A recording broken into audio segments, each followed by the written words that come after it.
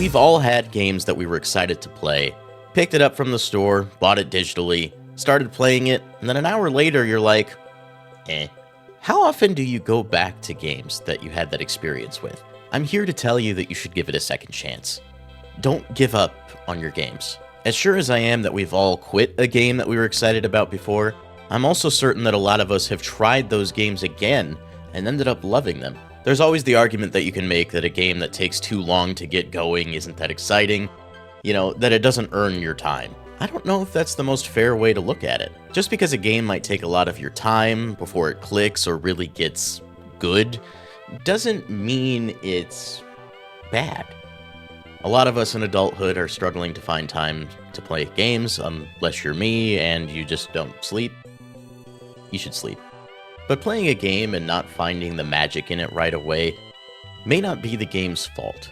There's a lot of reasons that a game might not click with you right away. You might be too tired when you try it. You might be in the mood for something a little different. Maybe it's a genre you've never played before, and you just didn't get far enough to really see what makes it tick. I have plenty of games that I didn't give a fair shake right away, and that when I went back to them, ended up being some of my favorite games of all time. Nier Automata's one. I got to the forest with the robot dudes and I was like, this is neat, but I don't really feel the need to keep going. And if you're a Nier Automata fan, you can smack me in the face right now because I was very wrong. I went back, I played more, realized how deep that well gets, and I found myself really enamored by the game. Another example is Return of the Obra Dinn.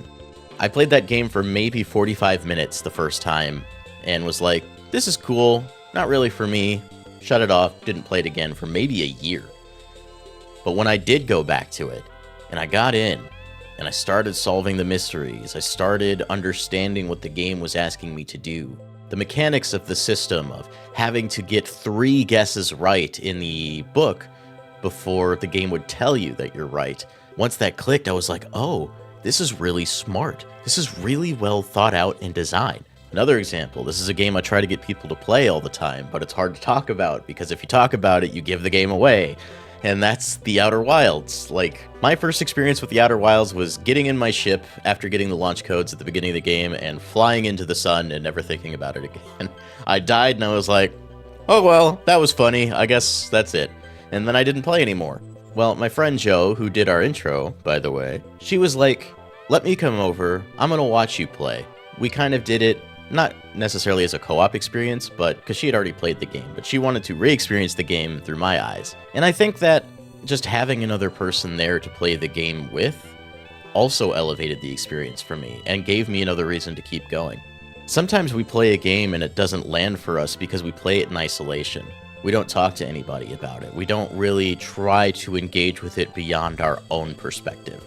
There's one game series that I love, that I will talk about until the day I die, that's so incredibly hard for people to get into, and that's Monster Hunter. I think what happens with Monster Hunter a lot is that people will go into that series and play it alone.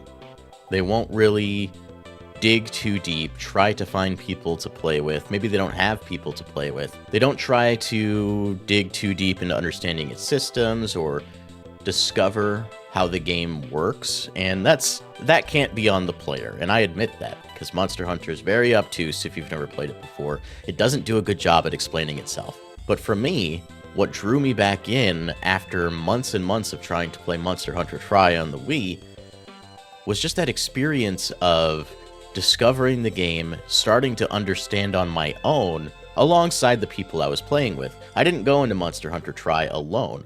I had friends who bought the game with me, and we all tried it together. It was the first time we had ever played a game like that, first time ever engaging with Monster Hunter, so we were all complete noobs. We didn't know what was going on. But the act of playing the games together, having a shared experience, discovering what the game did and how it worked as a team, doing all of that together really changed the experience for me.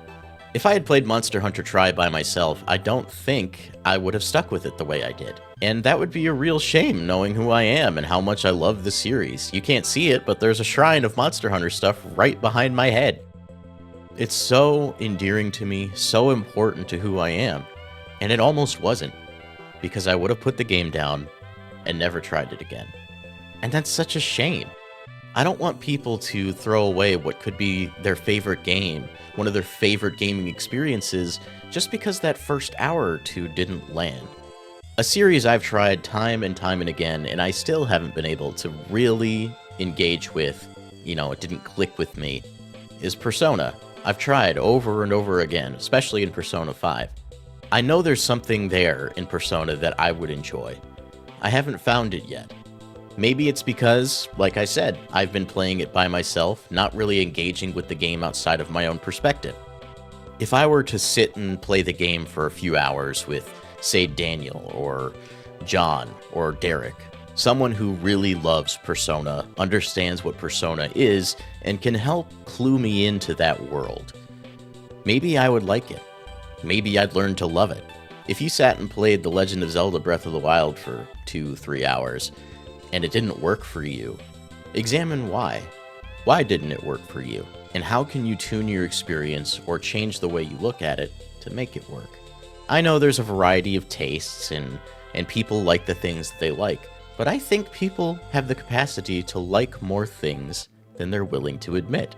If something isn't to your taste, or it's a genre that you typically don't like, examine why you don't like those things. See how you can recontextualize it for yourself.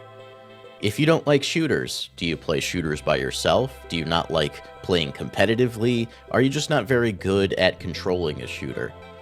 Well, there are shooters out there that could fit your needs. Splatoon, it's not very traditional, but it's welcoming. It has a single-player experience if that's what you're into. There are reasons that you could engage with Splatoon, even if you don't like shooters very much. And that was the case for me. I don't really like shooters that much. At least, I didn't, but I played a lot of Splatoon. Of course, I've played Metroid Prime, which is just a single-player, first-person shooter adventure. Game genres aren't so set in stone. Maybe your preconceived biases about a game genre prevent you from trying something, or shift how you think about it when you first try a game. It can be hard to let those go. All I'm saying, in the end, is that you shouldn't give up on a game just because it didn't click with you in that first hour or two. Try a game that you don't think you would like. For all you know, it could become one of your favorite games of all time. And in my case, Monster Hunter could become your entire personality. Let me know down in the comments if there is a game that you didn't like on the first time you tried it, you gave it a shake another time, and maybe it worked for you then. I want to know what your experiences are, what your perspective is on this topic. I'm genuinely curious. If you'd like to see more videos like this, please subscribe to the channel, like the video, and we'll see you next time. Keep the games good and the vibes greater. Bye now.